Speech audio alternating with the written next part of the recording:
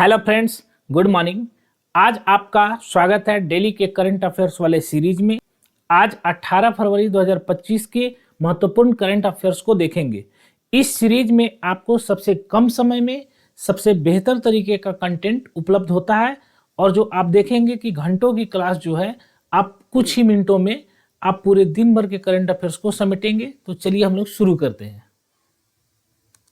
तो वित्त मंत्री के द्वारा एक योजना शुरू की गई है जिसका नाम क्या है? तो प्रधानमंत्री धन धान्य कृषि योजना। क्या नाम है? तो प्रधानमंत्री धन धान्य कृषि योजना। ठीक है, तो प्रधानमंत्री धन धान्य कृषि योजना की घोषणा किसके द्वारा की गई है? तो वित्त मंत्री के द्वारा की गई है।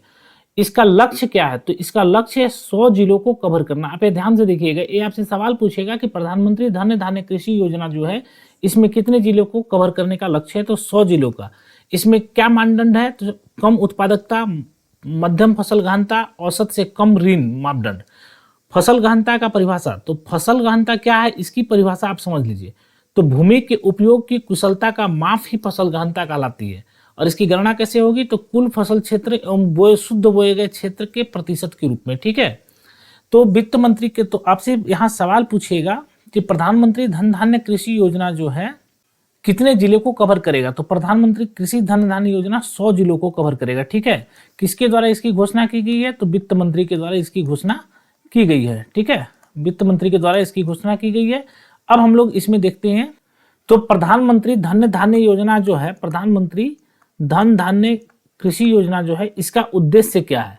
तो इसका उद्देश्य क्या है? कृषि उत्पादकता में वृद्धि होना, फसल विविधीकरण की सतत कृषि पद्धतियों को अपनाना, पंचायत स्तर पे और ब्लॉक स्तर पे फसलों का भंडारण को बढ़ावा देना, सिंचाई सुविधाओं में सुधार करना, दीर्घावधि तथा अल्पावधि ऋण की उपलब्धता को सुगम बनाना। जो लंबे समय का ऋण है और छोटे समय का ऋण है, इसकी उपलब्धता को सुगम बनाना इसका लक्ष्य है। इसका लाभ किसको मिलेगा? तो 1.7 करोड़ किसानों को इसका लाभ प्रदान किया जाएगा। ठीक है, ये आप नोट करके रखेंगे कि प्रधानमंत्री धन धान्य योजना जो है इसमें कितने किसानों को लाभ मिलेगा? तो 1.7 करोड़ किसानों को लाभ मिलेगा। ठीक है, किसानों को सहायता प्रदान की जाएगी। इसमें क्या होगा? तो गुणवत्ता वाले बीज, उर्वरक और रसायनों की उपलब्धता में सुधार होगा। तो बीज क्या होगी? तो गुणवत्ता वाले बीज मिलेंगे, उर्वरक और रसायनों की उपलब्धता में सुधार होगा। इसमें लाभुकों की संख्या कितनी होगी? तो किसानों को 1.7 करोड़, ये याद रखेंगे, 1.7 करोड़ लाभुकों को टारगेटेड बेनिफिशरीज है इस योजना के अंतर्गत। ठीक है, अब हम लोग देखते हैं एक गाय की नस्ल है जो ओंगोल नस्ल की गाय है। यह चर्चा में है अभी, यह बहुत ही चर्चा में है और बहुत ही इंपॉर्टेंट है आपके परीक्षा के लिए। कौन सी नस्ल की गाय है? तो ओंगोल नस्ल की गाय। तो यह सवाल आपसे पूछा जा सकता है कि यह क्यों चर्चा में है? तो यह चर्चा में इसलिए है क्योंकि ब्राजील में 41 करोड़ रुपए में इस गाय को नीलाम किया गया। किस गाय को? ओंगोल नस्ल की गाय बेटिना 19 जो है, ओंगोल नस्ल की जो गाय है बेटिना 19, इसको ब्राजील में 41 करोड़ रुपए में नीलाम किया गया है। और इसको कहाँ इसका नीलामी हुआ है? तो ब्राजील में नीलामी हुआ है। ठीक है, तो इसमें बहुत सारे सवाल आएंगे, चूंकि एमसीक्यू जब आप करेंगे तो उसमें कुछ ही सवाल आपको मिलेंगे। इस तरह से पढ़ने से आपको ज्यादातर सवाल जो है सो कवर होते हैं।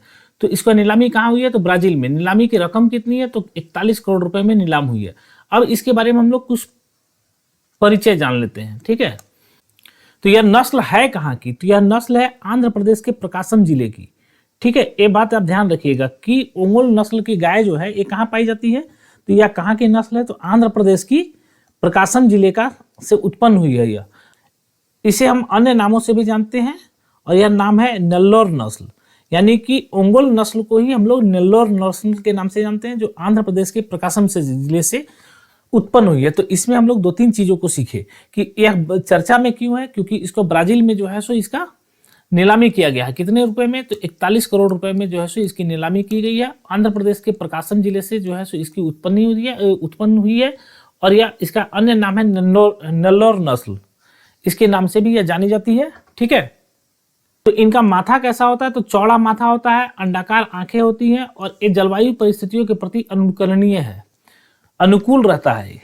जलवायु परिस्थितियों के प्रति जो है सो यह अनुकूल रहता है। इसके माथा कैसा होती है? चौड़ा होती है और अंडाकार आंखें होती है। अब कुछ अन्य तथ्य जान लेते हैं नस्ल के बारे में। तो भारत की और भी गाय की नस्लें हैं। तो गिर नस्ल है, हल्लीकर है, खिल्लारी है, थारपाकर है और देवनी है। यह कहाँ पाया जाता है देवनी? तो देवनी आंध्र प्रदेश में पाया जाता है। थारपाकर नस्ल जो है सो राजस्थान में, गिर जो है सो गुजरात में, हल्लीकर नस्ल है कर्नाटका का, और खिल्लारी है महाराष्ट्र का। ठीक है, ये आप याद रखेंगे, अक्सर परीक्षाओं में पूछा जाता है कि गिर नस्ल की गाय कहाँ पाई जाती है, तो गुजरात में, हल्लीकर कहाँ पाई जाती है, तो कर्नाटका में, खिल्लारी महाराष्ट्र में, थारपाकर राजस्थान में, देवनी आंध्र प्रदेश में। ठीक है, तो चलिए अब हम लोग अगले तथ्य की ओर चलते हैं। हाल ही में जो है सो आंध्र प्रदेश और कर्नाटक के बीच हाथियों यानी कि कुमकी के लिए एमओयू हुआ है। ठीक है, तो यह जो है सो इसके बारे में हम लोग जान लेते हैं कि सबसे पहले तो आप यही जान लीजिए कि दो राज्य जो है, कौन कौन राज्य है, तो आंध्र प्रदेश है और कौन सा राज्य है, कर्नाटका। ठीक है, एक कर्नाटका है और आंध्र प्रदेश राज्य के बीच जो है सो एमओयू हुआ है। किस चीज के लिए, तो हाथियों के लिए, कुमकी के लिए। अब यह है क्या, सो देखिए, तो कुमकी जो है हाथियों की तैनाती जंगली हाथियों के साथ समस्याओं को नियंत्रण करने में मदद मिलेगी। कुमकी हाथियों की तैनाती से क्या होगा, कुमकी हाथियों जो है इसकी तैनाती से क्या होगा, तो जंगली हाथियों के साथ समस्याओं को नियंत्रण करने में मदद मिलेगी।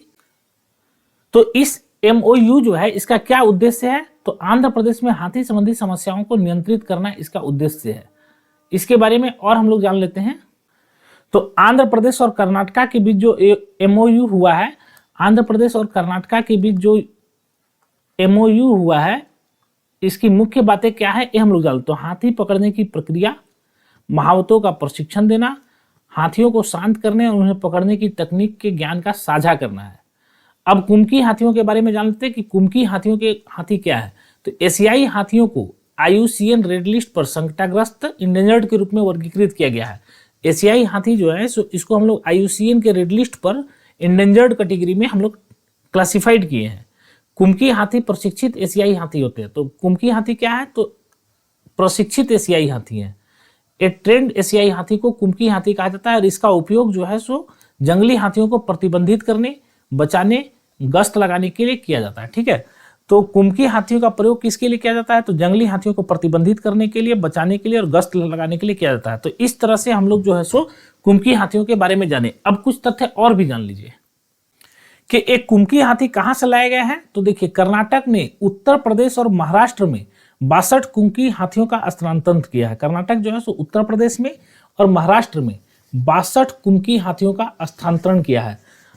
इसमें आप सारे तथ्यों को ध्यान से देखेंगे। ऑब्जेक्टिव क्वेश्चन जब आपकी परीक्षाओं में आएंगे तो इनमें से कहीं से भी आएंगे, सारे महत्वपूर्ण तथ्यों को एक जगह संकलन किया गया है बहुत ही बारीकी से।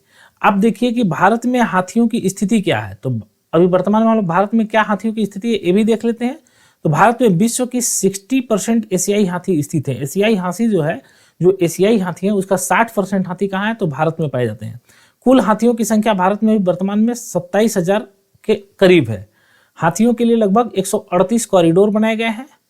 ये आपसे पूछा जाएगा कि हाथियों के लिए कितने कॉरिडोर बनाए गए हैं, तो 138 कॉरिडोर बनाए गए हैं। ठीक है, अब उसके बाद हाथियों का प्रजनन अवधि कितना होता है, तो 22 महीने का होता है, जो स्थलीय जानवरों में सबसे लंबी अवधि का है। इसमें एक प्रश्न ऐसे भी आप जनरल नॉलेज के लिए जान सकते हैं कि 22 महीने का इनका गर्भावधि होता है, जो स्थलीय जानवरों में सबसे लंबी होती है। 138 कॉरिडोर है। हाथियों की संख्या लगभग 27,000 के आसपास है। भारत में 60% एशियाई हाथी जो है सो स्थित है और 62 कुमकी हाथियों का स्थानांतरण उत्तर प्रदेश और महाराष्ट्र में किया गया है फ्रॉम कर्नाटका। अब हम लोग अगले तथ्य को देखते हैं।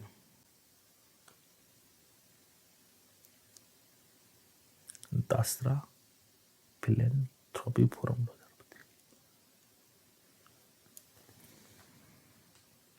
दक्षिणी राजस्थान की जनजाति